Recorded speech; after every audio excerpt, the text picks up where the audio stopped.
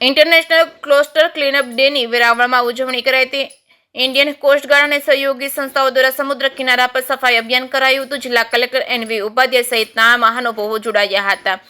Fisheries કોલેજના વિદ્યાર્થીઓ સહિત 250થી પર્યાવરણ પ્રેમીઓએ સફાઈ હાથ ધરી હતી। સમુદ્ર કાંઠા પર ટુરિઝમ પોલ્યુશનનું પ્રમાણ વધ્યું છે। દરિયામાંથી ફિશિંગ નેટ અને થર્મોકોલ સહિતનું પ્રદૂષણ નોંધપાત્ર ઘટ્યું છે, જેની સામે પ્રવાસીઓ દ્વારા સમુદ્ર કાંઠા પર જતા પ્રદૂષણમાં વધારો।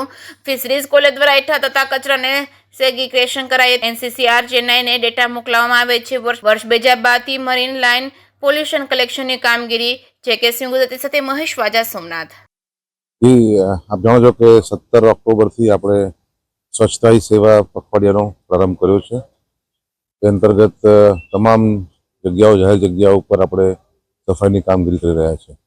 આજે ઇન્ટરનેશનલ કોસ્ટલ ક્લીનઅપ ડે પણ છે, એટલે સમગ્ર ભારતમાં જેટલા બી દરિયા કિનારા આવેલા છે એ તમામ દરિયા કિનારા ઉપર આજે સફાઈનો આપણે અભિયાન હાથ ધર્યું છે।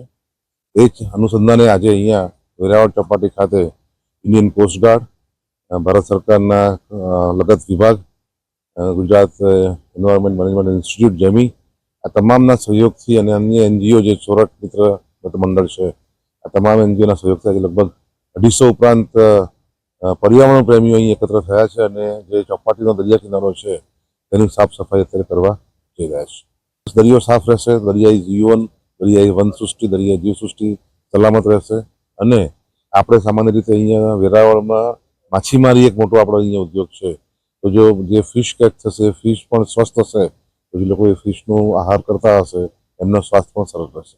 હું doctor Jitesh Solanki, assistant professor, college of fisheries Veraval. આજે અમે ઇન્ટરનેશનલ કોસ્ટલ ક્લીનઅપ ડે ઉજવી રહ્યા છે।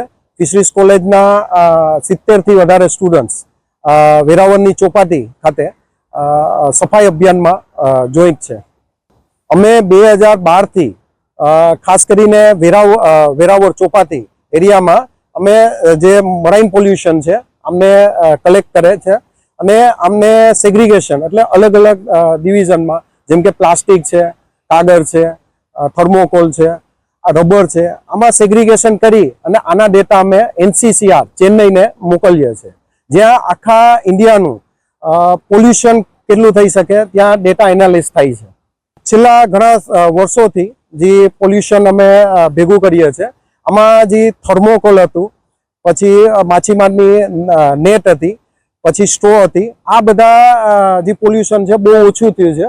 પણ આમની સામે જે પ્રવાસન દ્વારા જે આપણે કહીએ પ્લાસ્ટિક, જે ફૂડ પેકેટ છે, આ પોલ્યુશન ઘણું જોવા મળે છે।